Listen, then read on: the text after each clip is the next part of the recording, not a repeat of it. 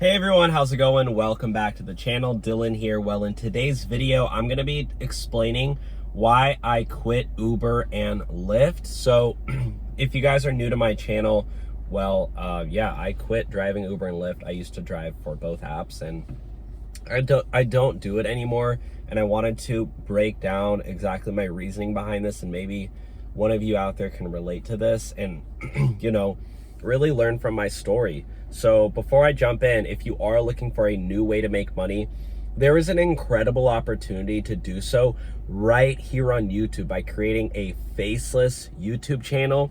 As you can see right here, in the so far this year, I've been bringing in over $10,000 per month. And last year, I also brought in over $10,000 per month. So I'm gonna teach you how to do it as well. If you click the link below, you will learn exactly how you can set up your own faceless YouTube channel and start making thousands of dollars per month. And right now there's a 30-day free trial. So when you join, you can cancel at any time within those 30 days. But I hope you do stay. We have a course material on there.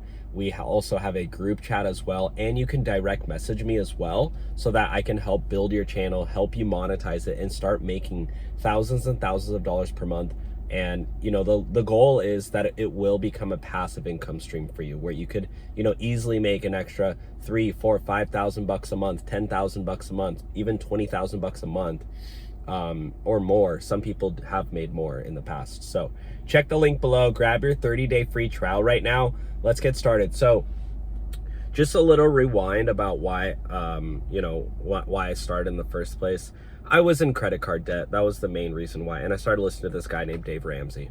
I don't know if you guys know who Dave Ramsey is, but this man really changed my life. I have basically, my whole life, honestly, to thank for him. I was able to buy a house because of him. He taught me how to, I ended up using the money from YouTube and the faceless YouTube channel method. I've been doing that for 5 years, by the way, to buy my house. But I really transitioned from doing gig apps and minimum wage jobs, being in massive amounts of credit card debt, and living at home with my mom, and having barely able to afford my car and groceries and all that stuff.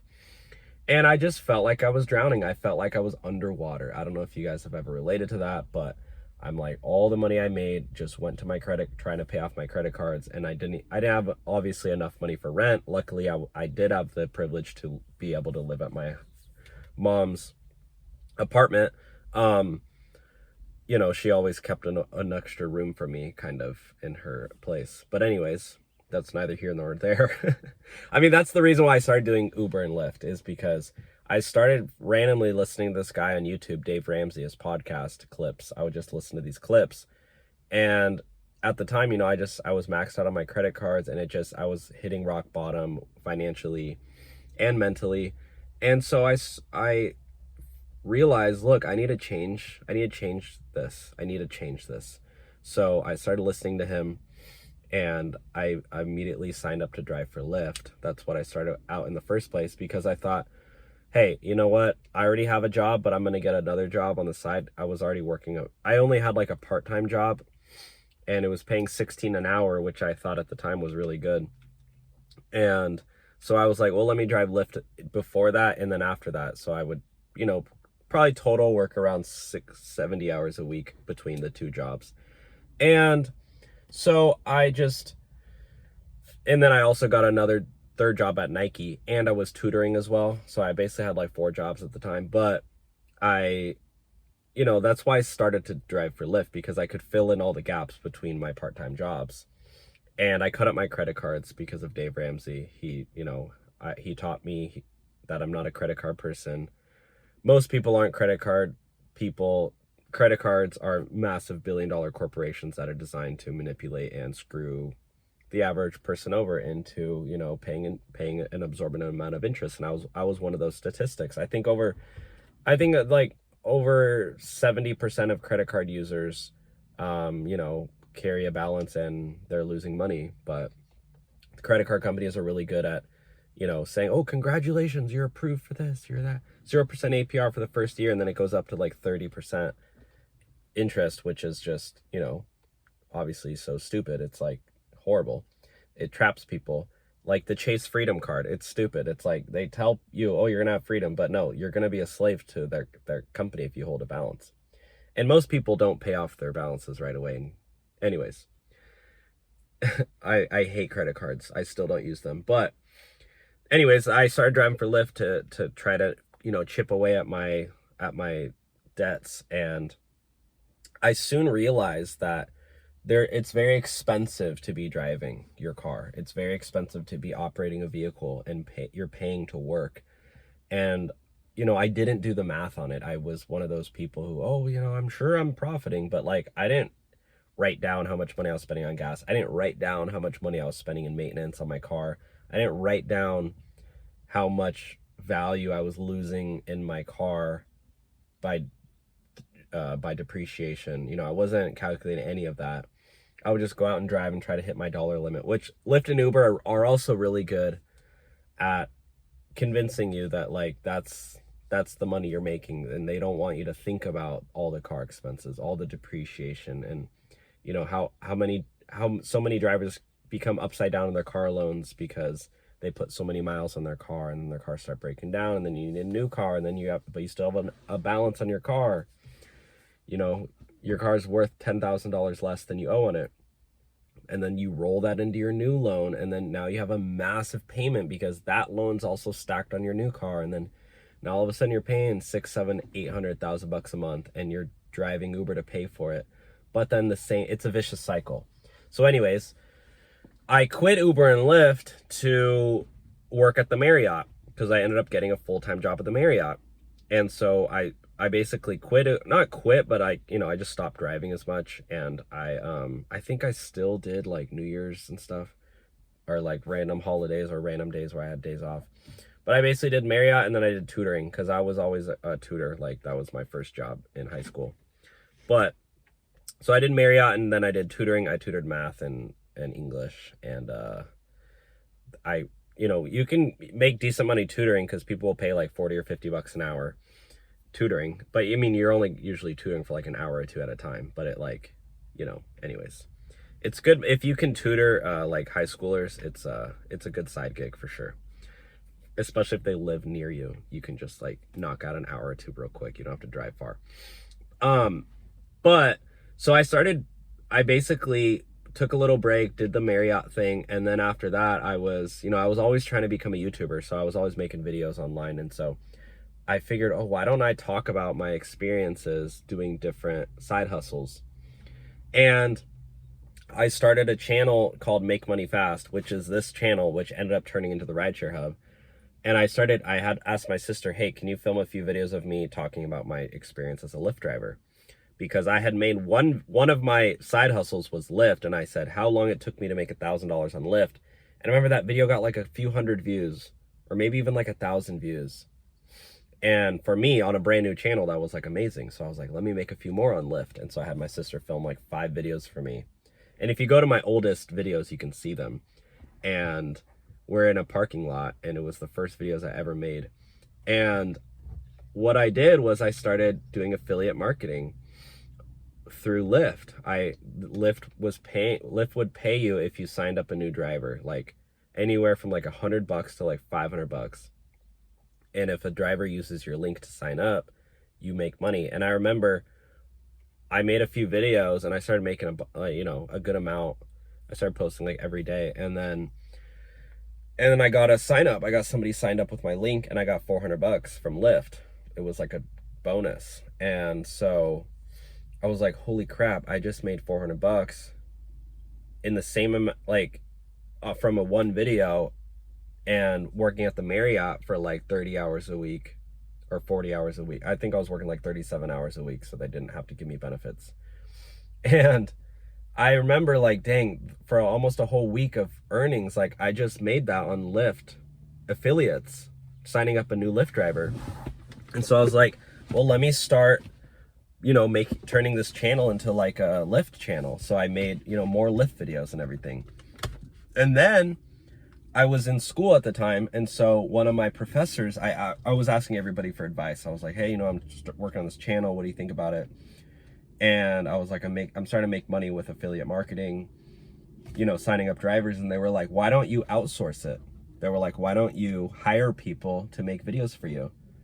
Soon to realize that was basically the faceless YouTube channel method, which is why I have that link below, because I'm so passionate about it. I've taught so many people how to do the faceless YouTube channel method. It's crazy. And they actually become successful with it in my own life. That's why I mean, like 2 years ago, I taught a girl how to, one of my friends who actually we went to school together, but she started making like 50 grand a month from YouTube. And she's really smart. So she's like, was killing it, making way more than me. But she had never done YouTube before. She'd never showed her face once. And so anyways, I started growing the Rideshare hub, and I started doing the faceless YouTube channel method, bringing on other creators, other people. I was hiring out people to make videos. And for a while, like it was mainly like, it was like half me and then half other people. But like, so I was basically doing a hybrid faceless channel. So I was, you know, obviously using myself to film videos, but like, you don't have to do that. You could just 100% hire it out. Like it was working. Like some of the people I hired out to make, I didn't even hire them. A lot of times I would just reach out to other YouTubers and be like, hey, do you want to make a video on this topic? And they'd say, yeah, for a shout out or whatever. They link their page, they get some subscribers from it. And then that video was monetized. So some of the videos I made like over $1,000 just on that video. So anyways, long story short, I very quickly realized that there's way better ways to make money than doing Uber and Lyft, because, you know, you're like trading the value from your car, extracting it, putting it in your bank. But like, you're gonna have to pay for that value sooner or later, either in repairs or in when you go to sell your car and your car is worth way less. Unless you're using like a super old car that's already depreciated, then like you're gonna get hit with that depreciation at one point or another. What's really smart is if you use like an older car for Lyft or Uber, like a, you know, a used car that has 130,000 miles on it already, like it's already depreciated. So yeah, I just basically, you know, and then I started another channel. So now I have, right now guys, I have, like, just being honest, I have 3 channels on YouTube that are monetized, that pay me every single month, pretty passively now at this point. Obviously I'm still making videos on here because, you know, I like it, and I don't really truly believe in true passive income. Like I always think you need to, like, there's always ways you want to make more. So you're like always kind of like teeter-tottering, like you're like lifting it up. It's like a balloon almost. Like a balloon will slowly fall, but like you just have to like tap it up and it keeps going. That's why I feel like YouTube is like a helium, like not a helium balloon, but like a normal balloon that you're just like kind of bouncing up, and it's like once you hit it up high, it'll like kind of float for a while, and then it slowly comes down and you just got to like keep nudging it up. But if you have the systems in place where, like, on one of my faceless YouTube channels, I have 3 people who make videos for me. I have an editor, or we don't even edit the videos. They upload the videos to the YouTube channel. You can give people uploader editor access. And then I have somebody who makes the thumbnails. So that is like literally like 99% of the work is outsourced and passive. What I like to do is do the titles, because I like to make sure the titles are good. So I'll go in and title them and schedule them. But like, you know, 99% of the work is being done not on my own time. And there's so many other ways to make money doing the faceless YouTube channel method. Like, I feel like I figured it out. So, but yeah, now I do YouTube, I do TikTok, I've done Facebook. I started doing OnlyFans. That was mainly as a joke. Cause I don't know, I live in Southern California where it's very normalized to have OnlyFans. Like I have I go to these influencer events, and, you know, I have tons of friends who are influencers, and we're always collabing.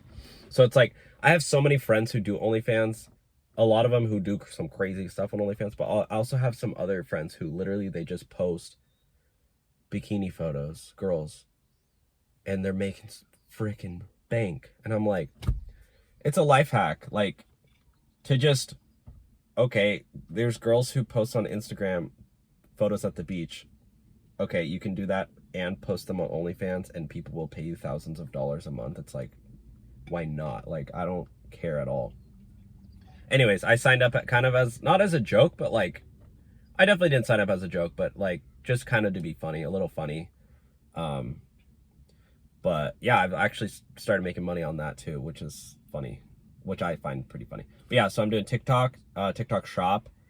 What else? YouTube, and that's pretty much it right now. Yeah, that's pretty much it. I obviously bought my house, so my next goal is to buy, I'm starting to look to buy a second house, and I'm gonna rent out my current home. So that'll become like a rental property. So that'll be another source of income. But it's not really like gonna cash flow very well, but like, because it's in Southern California, you kind of make more money on the appreciation of the property and taxes too. But like the home will probably double in value in like 10 years, and it's already over $1 million home. So as long as I literally keep the property for like 10 years, I'll probably make $1 million just holding on to it. And then if you can rent it out, that's like you're paying for the mortgage and everything. So that's kind of like my goal with that.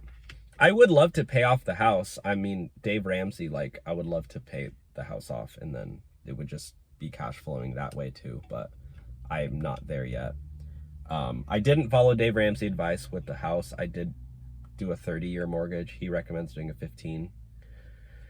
But yeah, I did a 30-year mortgage, and I thought I found a good deal. So anyways, that's kind of my update with everything. The most I've done the gig apps since I like initially quit the first time was for this channel. Like, I've done Uber, I've done Lyft, I've done Uber Eats, I've done Postmates, I've done Spark, Walmart Spark, I've done Instacart, mainly for the channel for like vlogging, because I wanted to make sure I was still, you know, doing the apps and stuff. But I've never, I don't think, like, for me, I will ever use them for money. Like, it was just kind of as a way to make content. And I wanted, you know, I think it's good to like use the apps too. Like, if you work at Uber, like if you're an Uber CEO, like, you should go out and do rides every week. Like, I believe that. So as the owner of the rideshare hub, like, I believe it's good to go out and do the apps here and there, just to like, so I can keep giving accurate and updated advice. So anyways, a little bit of a ramble, but that's why I quit Uber and Lyft. Again, I'll have a 30-day free trial link below. When you click that link, it'll take you to the 30-day free trial link. And then you can try it out, the Faceless YouTube channel, and you can watch all the material, join the group chat, and see if you like it, guys. And if you don't, you can cancel, and there's literally no risk. I've already had like maybe 5 or 6 people out of, I think we maybe are reaching close to like 60. Maybe not 5 or 6, maybe like 3 people sign up and say, hey, you know what? This isn't for me. Can you cancel it? And I say, yeah, no worries. I canceled it for them. You can obviously cancel on your own, like, but if you can't figure that out, I just canceled it for them. Cause it's like, I personally believe that you shouldn't really invest a lot of money into something unless you know for sure it's going to make you money. Like, I don't think buying a $5,000 course with no promise that you're going to make money is a good idea. I don't think spending $5,000 on like inventory for selling t-shirts is a good idea, because what if they don't sell? So I always try to find ways that you can make money with very little to no investment, which is why the Faceless YouTube channel method right now, at least 30-day free trial. So it's like, it's all zeroed out, $0. And then hopefully once you start making money, you know, then you can start investing more money into hiring it out and everything. So it's like, it's called the bootstrap method in business, where you don't take investments, you don't spend a lot of money, you try to make a little bit of money at first, and then use that money to reinvest, and then make a little bit more, and then use that money. That way you're like, it's all, there's no risk at that point. You're just risking your time, which is like, you can always find more time. I started doing YouTube when I had a full-time job and I was full-time college student at UC Berkeley, like graduating. I was like in the midst of all my studies, and then I did YouTube at night. Like I found time because I was so motivated, and I wanted to make sure I had I was trying to make YouTube work by the time I graduated so I didn't have to get a job. So anyways, long ramble. Let me know your thoughts. Thanks for watching. Take care. We'll talk soon.